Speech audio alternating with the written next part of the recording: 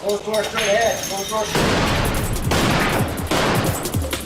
Close door left. Close door right. These select officers are at the end of a rigorous 12-week training and selection program. Let me get bags. My room. I got it. Shut up the door. The payoff? To join the ranks of the elite's elite, the LAPD SWAT unit. What I believe makes a good SWAT officer is the ability to multitask, to be able to make decisions quickly under extreme circumstances. We're a life-saving organization. And LA SWAT would be put to that test when they responded to this house in the San Fernando Valley on February 7th, 2008. This 20-year-old man had made over 15 threatening and incoherent 911 calls. Operator 898, what are you reporting? Yes. Yes, there's been a shooting on my accent. Could just run up and shoot the window, please. He's acting like he doesn't know. What happened? This is 19828 Wilby Way Street. Could you please just tell him to run up and shoot the window? I'm right here, please. What's your name? I received a message over my BlackBerry that there was a barricaded suspect incident.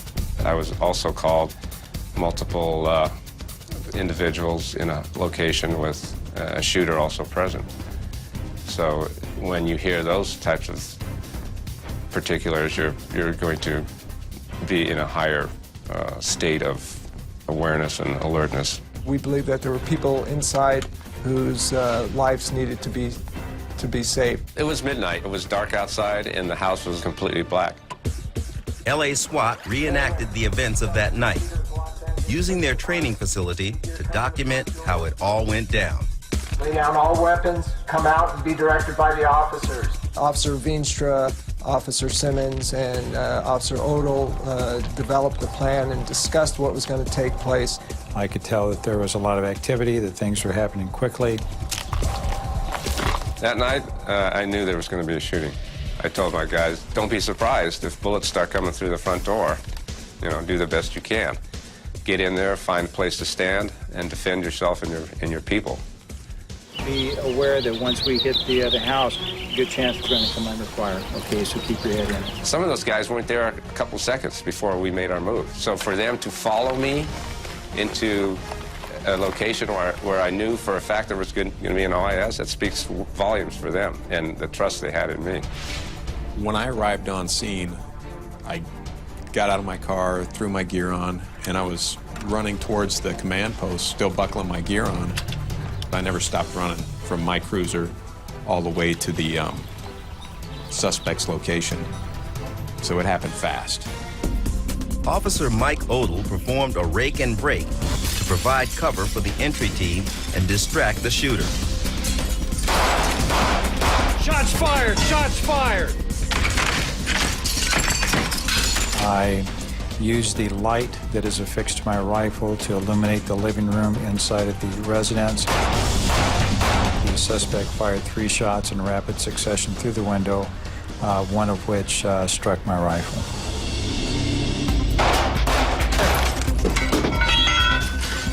I ran what we call a shot lock. It's a device that shoots a ceramic round into the door, which disrupts the locking mechanism. The door was then kicked open. A noise flash device was deployed, and then we made entry after that. A wall directly behind the front door forced the flow of the SWAT officers' entry to the left. And officers Jim Veenstra and Randy Simmons instinctively moved to the right. Unknowingly, right in the direct path of the shooter. Randy had, in fact, slipped in to the door behind me and had made his way down that side of the room where I was intending to go as well. And it speaks to the fact that in a situation like that, even though there's shots being fired, there was no hesitation on Randy's part. As I stepped into the living room, I saw that Officer Simmons was down, and my first thought was to get Randy up. I remember rolling him over, sitting him up and looking at him and realizing that he was pretty serious. Meanwhile, the suspect continued to fire.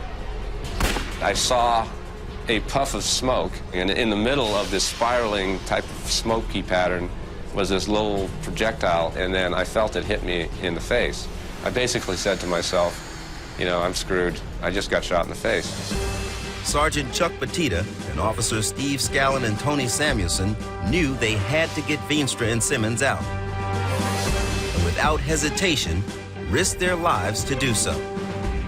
Oh, to 10 Dave, we have any more D-team? We need to evacuate bodies that are down inside. Give me some more D-team personnel up. Roger that, we'll use uniform. We've got, we don't know if you've got DOA or not. We need to get these victims out of here.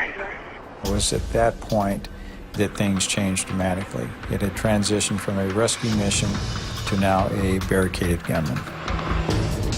Additional SWAT officers took up exterior strategic positions, including rooftops. And for ground reinforcement, the Bear arrived, an armored vehicle with tear gas on its extended arm. The Bear started to move away portions of the back wall, hoping to expose the suspect. Officer Dan Sanchez was called in to assist as a perimeter containment specialist. Our orders were to deploy tear gas simultaneously as the Bear was going to deploy the hot gas. It's a concentrated form of tear gas into the rear of the residence. To obtain additional information, SWAT threw in remote eyeball cameras that transmitted real-time video from inside. The cameras revealed the suspect hiding between beds in a rear room. The decision was then quickly made to throw flashbang devices into the room. Shortly thereafter, the room caught on fire. The house was starting to engulf in flames. As dawn broke and the smoke and flames increased, SWAT got their first clear look at the suspect, and he threatened them with his weapon in the rear yard. That's when they struck. The sniper team took a shot at the suspect. One bullet brought him down. Finally, after 8 grueling hours, the danger was over.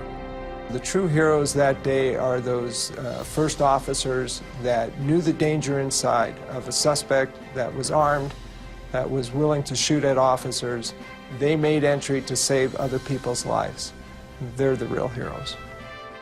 The experience that I've had, 24 years in SWAT, is that this was clearly the most dynamic in that we had 2 tenured members go down and we lost Randy. And during the moment, again, the important thing is to continue with the mission, keep your head in the game, knowing that there will be time to reflect.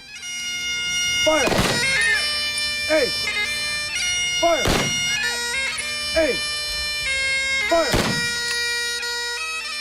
Randal Simmons, a 27-year LAPD veteran, 20 of those years on SWAT, was the first SWAT member to die in the line of duty in the unit's 40-year history. He was a family man, a God-fearing man, and a mentor to high-risk kids. His teammates know he did not die in vain. We would all lay it on the line to help somebody, rescue somebody. I believe that's the most noble thing you could do. Feel blessed to do it, and I'm fortunate and honored to do this job. All the guys were going in harm's way that night. That's our job. Even though that night ended badly, don't judge the effort by the outcome. Although it didn't go our way, it was a valiant effort. My teammates are without a doubt heroes, without a doubt.